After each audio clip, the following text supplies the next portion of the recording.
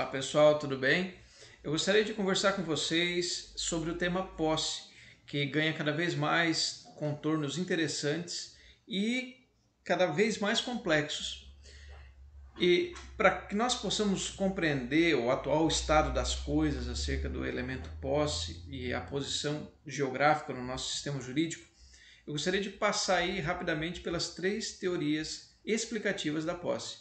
A primeira é chamada teoria subjetiva, que menciona que a posse é aquele elemento de conexão físico da pessoa com a coisa, aquele ato externo, como também precisa do elemento subjetivo, o animus domini, a intenção da pessoa de estar conectada com essa conduta de dono. Por outro lado, nós temos a teoria objetiva, que dispensa o elemento subjetivo, traz apenas o elemento corpus, ou seja, essa conexão direta, física, material com a coisa. E essa teoria que a princípio a doutrina menciona que é admitida no nosso sistema. Porém, existe uma novíssima teoria, que é a chamada teoria sociológica da posse, a teoria social da posse. E parte do pressuposto exatamente da função social da posse. E pensando nela, nós vemos que se encontra inclusive mais adequada ao nosso sistema constitucional, que permite essa leitura contextual da posse. Essa leitura não apenas do elemento objetivo, daqueles atos externos, como também desse aproveitamento econômico, essa dimensão, desse poder de ingerência socioeconômica da pessoa com a coisa. E aí nós temos essa terceira teoria que é muito importante, que vem ganhando inclusive referências e enunciados, como por exemplo nós temos na quinta jornada de direito civil de 2011, que fala assim: a posse constitui o direito autônomo em relação à propriedade e deve expressar o aproveitamento dos bens para o alcance de interesses existenciais, econômicos e sociais merecedores de tutela. Tanto é que nós temos essa proteção da posse nessa dimensão social, que, por exemplo, nós temos o usucapião com redutores de tempo, ou seja, exigindo um tempo menor para se acessar a propriedade, essa promoção da posse à propriedade pelo usucapião, com redutores de tempo exatamente pela função social exercida, através da moradia, através do trabalho e outros elementos a mais. Porém, nós compreendemos então como de fato o nosso sistema incorporou essa ideia, essa premissa da função social da posse. Por aí, eu gostaria de virar um pouco aqui e trabalhar a questão dos efeitos da posse.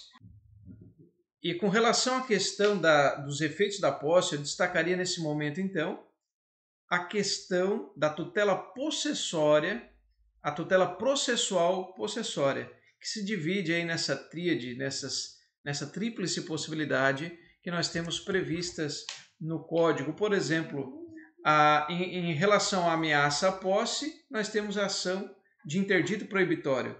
Quando nós temos a turbação à posse, nós temos a ação de manutenção de posse.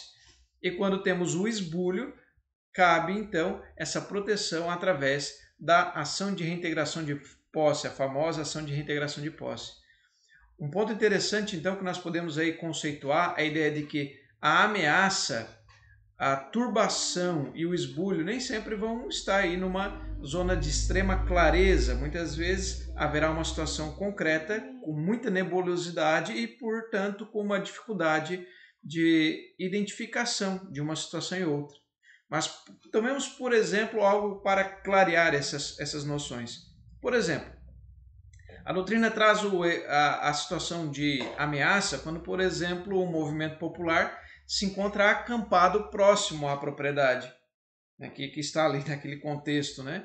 Turbação já seria essas mesmas pessoas que estão acampadas próximas levarem os cavalos para pastar, né, na fazenda, que tem esse indicativo de invasão. Por fim, o esbulho é essa retirada da posse das mãos do possuidor, é exatamente a perda, né? O esbulho é a perda.